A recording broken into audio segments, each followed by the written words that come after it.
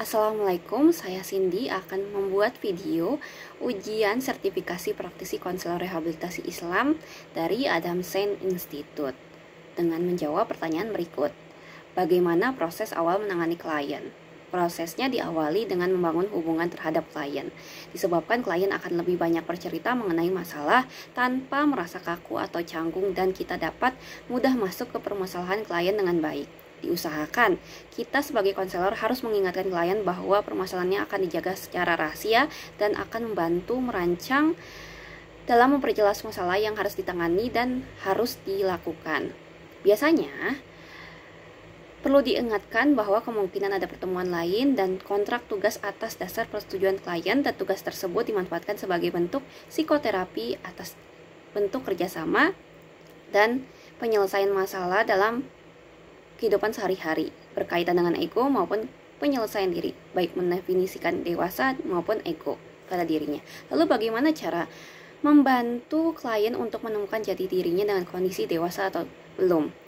Dalam menemukan kedewasaan harus didefinisikan bagaimana dirinya soal dewasa dan ego, kemudian dihubungkan dengan tugas perkembangan dan permasalahan yang dihadapi oleh dirinya dalam kehidupan sehari-hari. Jika terdapat permasalahan seperti ambisi dan ego, maka harus memvalidasi tujuan klien dan bagaimana memutuskan sesuatu pada kehidupannya akan berdampak pada dirinya di masa depan. Klien harus bisa memutuskan kehidupannya sendiri dan memberi pandangan sebab akibat di kemudian hari.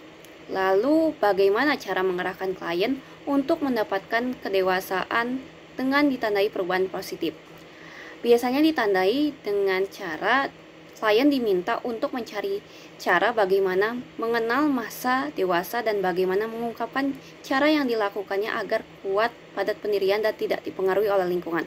Dengan kata lain, dia sudah belajar cara memutuskan diri atas pilihannya dan berdasarkan pemikirannya. Kita juga meyakinkan mereka bahwa ini adalah kemajuan, bahwa mereka sudah mengambil langkah kecil untuk kedewasaan dan perubahan yang lebih positif.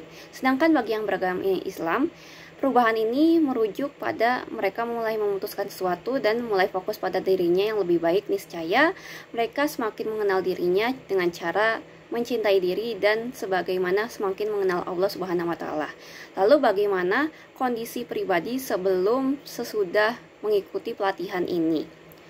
Sebelum saya mengikuti pelatihan ini, saya masih cenderung mencari tahu jati diri yang mempengaruhi bagaimana memutuskan dan bagaimana proses lingkungannya dari sudut pandang lain. Meski masih prosesnya mencari jati diri, saya setidaknya mengenal pendewasaan diri dan proses pendirian berdasarkan psikologi Islam dengan cara meningkatkan potensi yang penuh tantangan atas dasar mengenal Allah Subhanahu wa taala. Terus, apakah ada usulan dan masukan?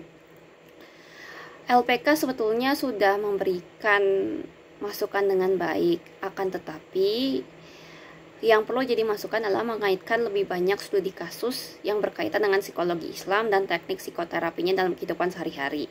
Misalnya mengaitkan contoh kasus pendewasaan diri dengan psikologi Islam dan terapi berdasarkan Al-Quran dan hadis. Mungkin itu saja dari saya sampaikan. Terima kasih atas waktunya. Wassalamualaikum warahmatullahi wabarakatuh.